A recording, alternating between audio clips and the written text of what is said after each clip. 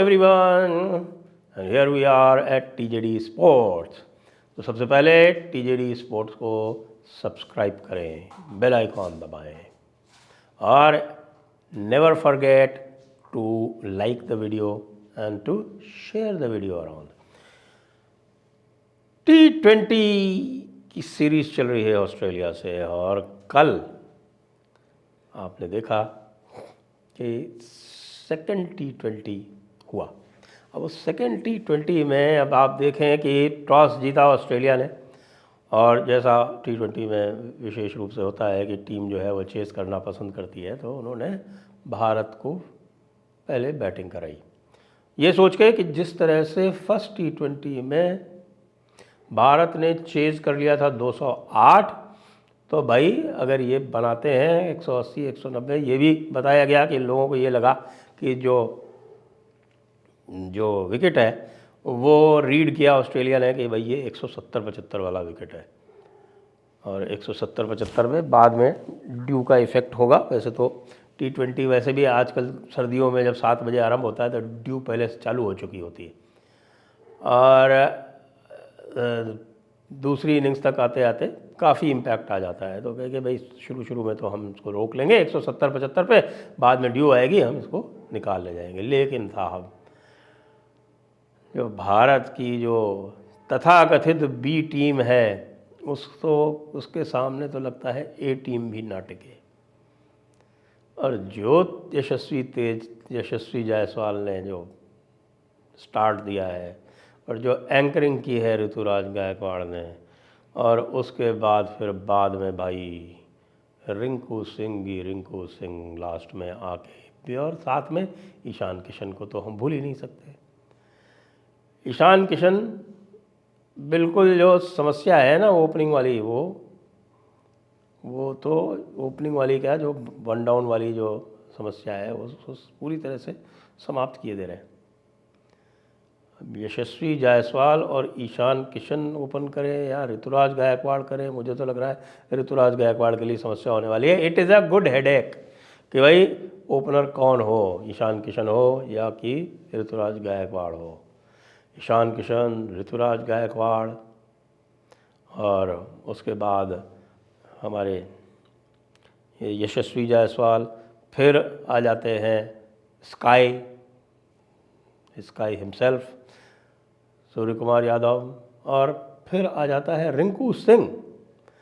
भाई ये तो लगता है कि this is a team for the ages, ऐसा लग रहा है।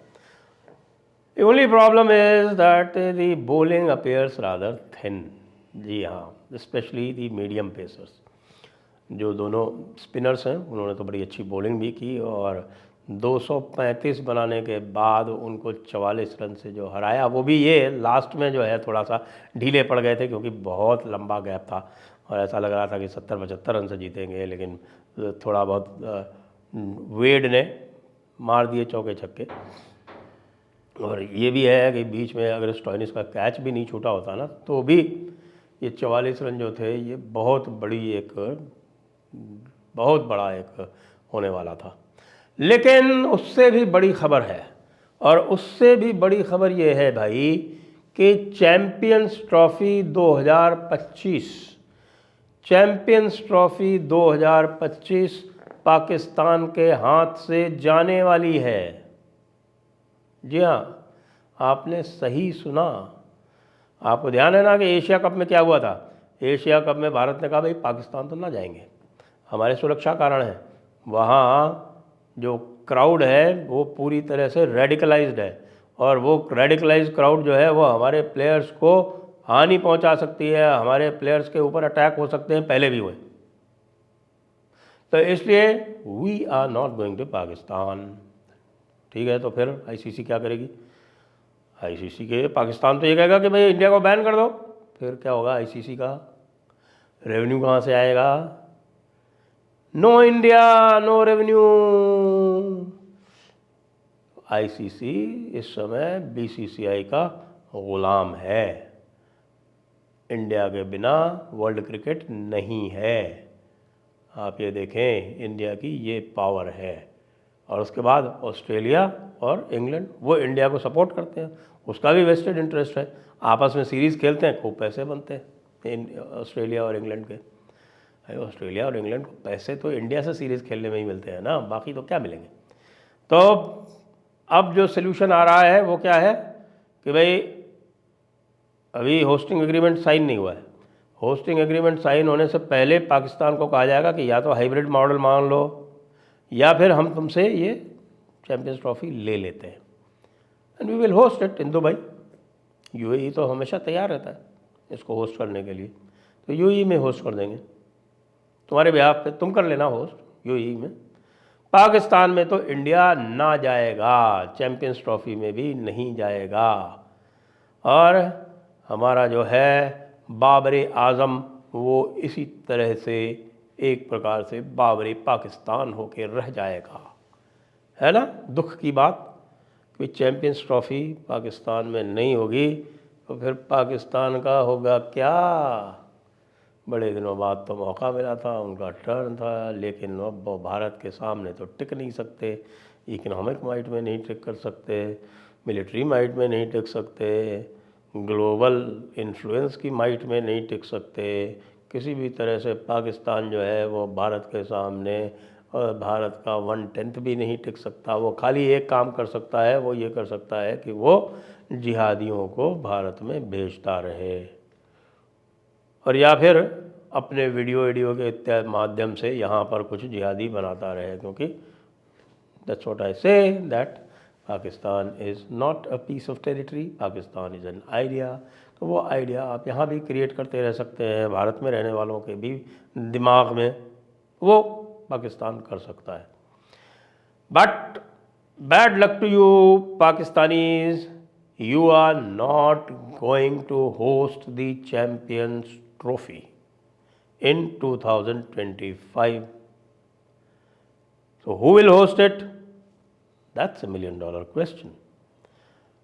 मेरा मानना है कि यूएई, और यूएई ये भी कह सकती है पाकिस्तान को, भाई तुमको अगर हमसे $1 बिलियन का और डिपॉजिट चाहिए, या फिर जो हमारा जो तुम्हारे पास जो है वो $2 बिलियन का डिपॉजिट है, तुम ये चाहते हो कि हम इसको रोल ओवर करें और इसको वापस ना लें, तो you have to consider this world cup to us, क्योंकि it has great tourism potential even in the UAE. Champions trophy है तो इतने मैचेस तो होंगे नहीं। मज़े लो भैया पाकिस्तानियों, हम तो अब T20 पर T20 जीतते रहेंगे और T20 वर्ल्ड कप जो अगला होगा और उसमें हम अपना झंडा, भगवा झंडा फहराने की तैयारी करेंगे, और तुम तैयारी करो कि किस तरह से चैम्पियंस ट्रॉफी को बचा लो हाइब्रिड करके। उसके अलावा और कोई तरीक़ा नहीं है पाकिस्तानियों, मज़े करो तुम तो, तुम्हारा तो कार्यक्रम अब हो चुका। और अब तो पाकिस्तानी भी कहने लगे हैं कि भाई यहाँ तो ना ही करवाओ तो ही ठीक है। तो या तो क्या पता भाई, इतनी सारी जिहादी तंजीमें हैं कि कौन कब जाके कहाँ पर फट जाएगा उसका कुछ पता ही नहीं है। यद्यपि आप ये देखिए कि टीमें वहाँ जाने लगी हैं, लेकिन जब जाती हैं तो क्या होता है, वहाँ पर मिलिट्री को प्रोवाइड करनी पड़ती है, वहाँ पे सिक्योरिटी। ये हाल है पाकिस्तान का। तो ऐसे पाकिस्तान में कौन जाएगा, क्यों जाएगा, कहाँ जाएगा? भाई पाकिस्तानियों, तुम तो ऐसा करो, तुम तो घंटा लो और घंटा बजाओ। यद्यपि इस्लाम में घंटा बजाना बड़ा अशुभ माना जाता है, लेकिन अब तो तुम्हारे तो चारों तरफ घंटे ही घंटे बज रहे, और वो घंटे तब तक बजते रहेंगे जब तक तुम्हारे 2-4 टुकड़े और नहीं हो जाते। उसके बाद फिर कोई ऐसा कोई शांतिपूर्ण देश आएगा, उसके साथ में फिर सोचेंगे कि भाई हाँ, कम से कम ये जो पंजाबी पाकिस्तान है ना, ये तो ख़त्म ही होना चाहिए बिल्कुल। पहले तो पाकिस्तान के 4 टुकड़े हों, और पाकिस्तान के 4 टुकड़े हो जाए जब पूरी तरह से, तो फिर इस पंजाबी पाकिस्तान के भी 3 टुकड़े कर देंगे। हाँ, ये जो लाहौरी चूरन वाले हैं ना, एक लाहौर कर दो, एक रावलपिंडी कर दो, और एक ये मुल्तान कर दो, 3-3 ये ठीक चलेगा। और इनमें से भी जो जो ठीक ठाक एरियाज़ हैं, वो हमारे साथ जिसको चाहिए है ना, वो कर लेना, अपनी पॉपुलेशन ले जाए, ज़मीन का टुकड़ा हमको बेच दे, हम खरीद लेंगे, कोई प्रॉब्लम नहीं है। लेकिन ज़मीन का टुकड़ा विदाउट दी रेडिकलाइज्ड पॉपुलेशन भाई, ये पीओके के साथ भी हमारी एक तरह की बातचीत यही चल रही है कि यार ये जो रेडिकलाइज्ड एलिमेंट्स हैं इनका हम क्या करेंगे, जो कश्मीरी है वही नहीं समझ रहे। तो भाई क्रिकेट भूल जाओ पाकिस्तानियों, तुम तो ऐसा करो, तुम तो अब ईंट भट्टे लगाओ और फिर ईंटें वींटें बेचो, कुछ काम करो, या फिर जो है वो तुम अपने आगे गधे एक्सपोर्ट करो, कुछ करो। क्रिकेट तुम्हारे बस की बात नहीं है। जल्दी से ज्वाइन कर लीजिए हमारी टीजेडी क्लिप्स, टीजेडी स्पोर्ट्स को तो सब्सक्राइब करना बिल्कुल मत भूलिए।